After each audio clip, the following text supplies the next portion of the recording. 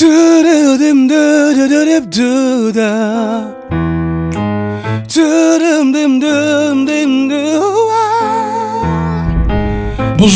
bienvenue en acoustique avec Cédric. Aujourd'hui, on reçoit une artiste pop, Romane Cerda. Romane Cerda, bonjour. Bonjour. Ça va bien? Très bien, oui. Est-ce que vous pouvez nous parler un peu de votre univers musical? Parce que pop, c'est vrai que c'est un terme qui est assez large.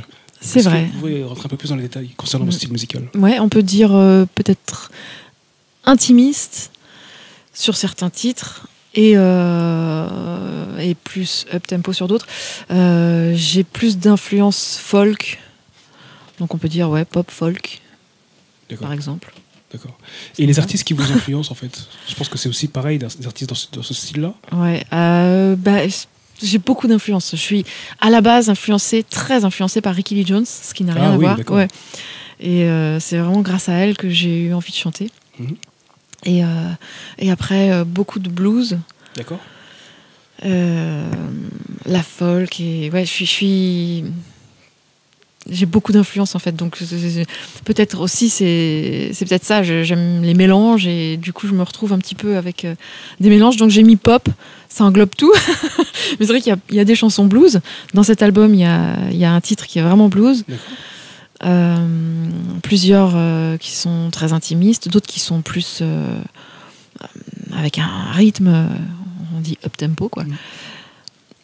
Voilà, mais toujours avec moi, la base, de toute façon, ce sera d'avoir une mélodie et qu'elle puisse se jouer guitare-voix, piano-voix et qu'elle se suffise à elle-même, quoi. La mélodie, pour moi, est très importante et j'aime vraiment la dentelle que la mélodie peut faire, quoi. Donc, je suis très attachée à la mélodie. D'accord. Donc, vous êtes auteur, compositeur, interprète. Est-ce qu'il y a des choses qui vous inspirent, qui vous donnent envie d'écrire, ou est-ce que vous pouvez écrire comme ça à n'importe quel moment, que ça vient vite, l'écriture, pour vous? Ça vient pas forcément vite. J'ai surtout des facilités quand je suis malheureuse. D'accord. Puis c'est pas souvent, hein. Je suis souvent heureuse, donc c'est un peu. Non, mais je plaisante. C'est surtout des histoires d'amour tristes et malheureuses, souvent, qui m'inspirent. Et de l'incompréhension entre les gens. Voilà. Mais dans cet album, justement, je parle aussi de choses positives.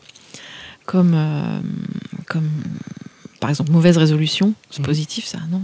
On a envie de déconner, on a envie de se noyer dans l'alcool et tout. Mais je sais pas faire ça, mais j'aimerais bien. D'accord.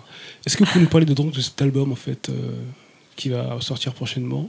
Est-ce que vous pouvez nous en dire quelques mots? Ouais, donc j'ai travaillé longtemps dessus, j'ai pris mon temps, j'ai pris le temps d'avoir beaucoup de recul je compose, je laisse poser, je pars sur autre chose, genre un texte, puis je reviens dessus et puis je réaménage. Il y a eu beaucoup de réaménagement, si on veut, quoi, voilà. Et puis, donc voilà, j'ai voulu vraiment que ce soit très abouti. J'ai pris mon temps. Je me suis dit que j'avais de toute façon le temps. Et voilà, donc j'ai fait en sorte que toutes les pièces de ce puzzle se coordonnent entre elles. Et c'est vrai que quand on bouge une pièce, il faut bouger tout le reste. C'est-à-dire qu'on va mettre, je sais pas, je vais vous donner un exemple. En fait, j'ai été aussi réalisatrice sur cet album. Donc du coup, on se dit, on va mettre une trompette là, par exemple. Puis après, si on met la trompette, du coup, on est obligé d'enlever la guitare et on réadapte avec autre chose. Enfin, voyez, voilà, c'est tout un assemblage qui est assez minutieux finalement. Et puis, j'ai aussi pris mon temps parce que je m'occupe de mon fils et que je suis un peu à sa dispo, quoi. Quand il sort de l'école, je suis là et puis voilà, j'ai cette chance de pouvoir gérer mon emploi du temps et voilà, dès que je le pose à l'école, je vais travailler, mais voilà, ça prend plus de temps, mais. Ouais. En parlant de réalisation, est-ce que vous pensez qu'aujourd'hui, pour un artiste, il est préférable d'avoir un regard sur tout et d'avoir le dernier mot, ou plutôt de léguer à des personnes qui sont soi-disant qualifiées pour? Ça dépend. Ça dépend. Moi, c'était un choix. J'avais envie de m'investir entièrement, complètement. Donc, mais le moindre virgule, la moindre chose de cet album a été réfléchi, quoi. Mais après, c'est bon aussi de se laisser porter quand on est en confiance, et c'est ce qui m'est arrivé un petit peu sur le premier album, même si non, j'étais quand même tout le temps derrière, parce que je suis aussi musicien, enfin, la fibre musicienne. Je suis pas une grande musicienne, mais par contre, j'ai l'oreille. Je veux vraiment toucher à tout, participer à tout. Tout m'intéresse. Le côté technique m'intéresse. C'est pour moi hyper important. Je veux pas être juste venir faire mes voix et repartir. Quoi. Ça, j'ai jamais pu faire ça, vraiment. Jamais. Mais c'est vrai que je m'investis de plus en plus.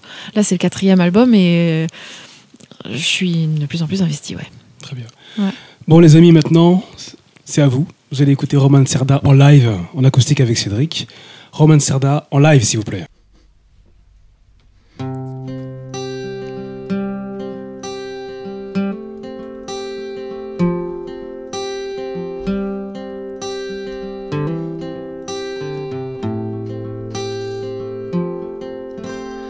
T'aurais pu me dire que l'on est dans un cirque fait de fauves et de clowns malheureux, qu'on y survit d'acrobatie en saut périlleux.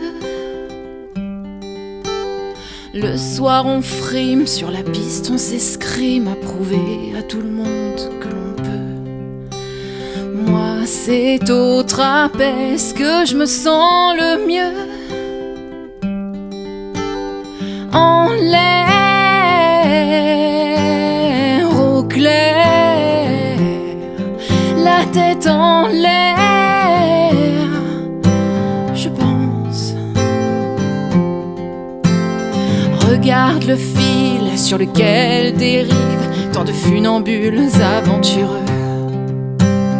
Moi je ne sais pas marcher dans la vie aussi droit qu'eux.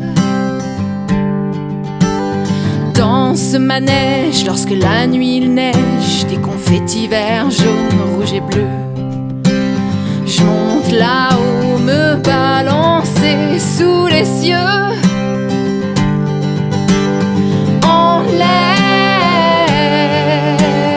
au clair, la tête en l'air, je pense.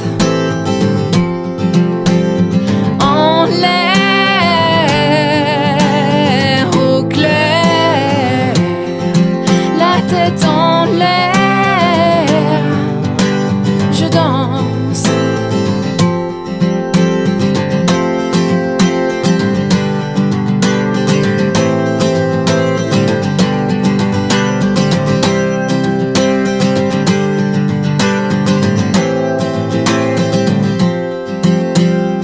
La bouche bée des mômes émerveillés fixe le balancier comme un repère. Un adulte qui rêve et danse dans les airs. Au clair, la tête en l'air, qui danse.